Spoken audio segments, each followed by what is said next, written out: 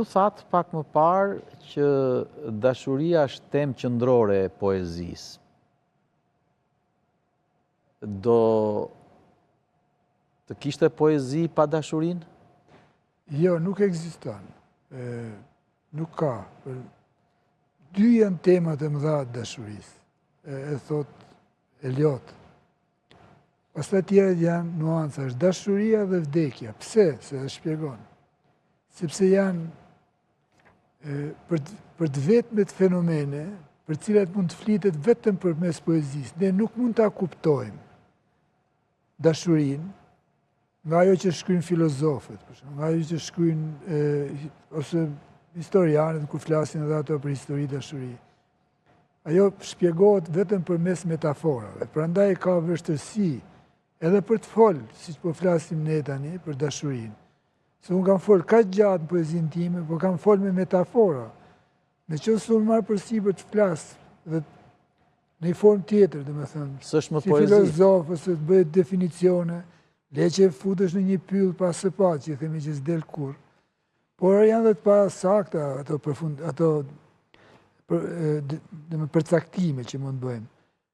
Dashuria flet përmes metaforëve dhe për këtë ekziston poezia. Do jetoj sa të jetoj njeriu dhe sa të jetoj dashuria, sepse është e vetmja që mund të flasë për këtë temë, e cila përmes metaforave përcillet, flitet edhe në mënyrë zakonshme për poezi. Natyrisht, por jo për thelbin e saj. Po flasim për ekskluzivitete në kuptimin e një raporti kaq të ndërvarur midis dashurisë, poezisë dhe... Këtu ka disa poet, botë që janë kushtuar dhe temave tjera, ato janë poet, nuk është...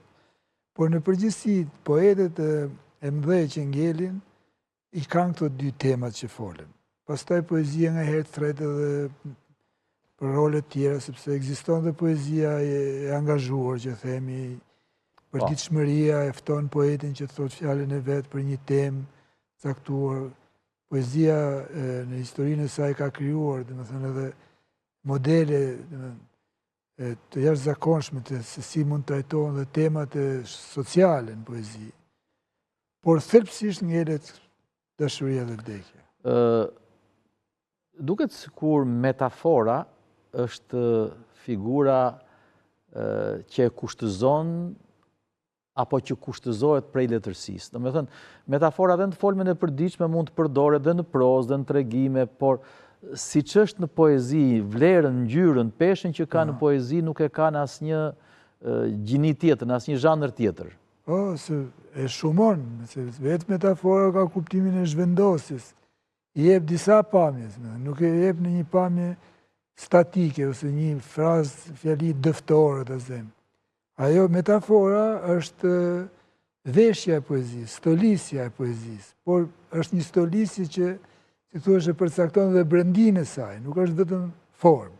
Vetë metafora është dhe ekzistenca e poezisë. Dhe patë, por metafora pastaj shfaqet në lloj-lloj mënyrë, ka dhe vargje që s'kan metaforë, por janë poezi ose poezi që s'kan metaforë, por janë shumë poezi shumë bukur se në vetvete gjithë poezia është një metaforë. E gjithë poezia është një metaforë. Të dashur shikues, e gjithë poezia është një metaforë. Ndaj libri për cilin po flasim, titulli që ka zgjedhur kritiku i njohur, po dhe poeti, është një metaforë. Mu për këtë arsye jam rrekur të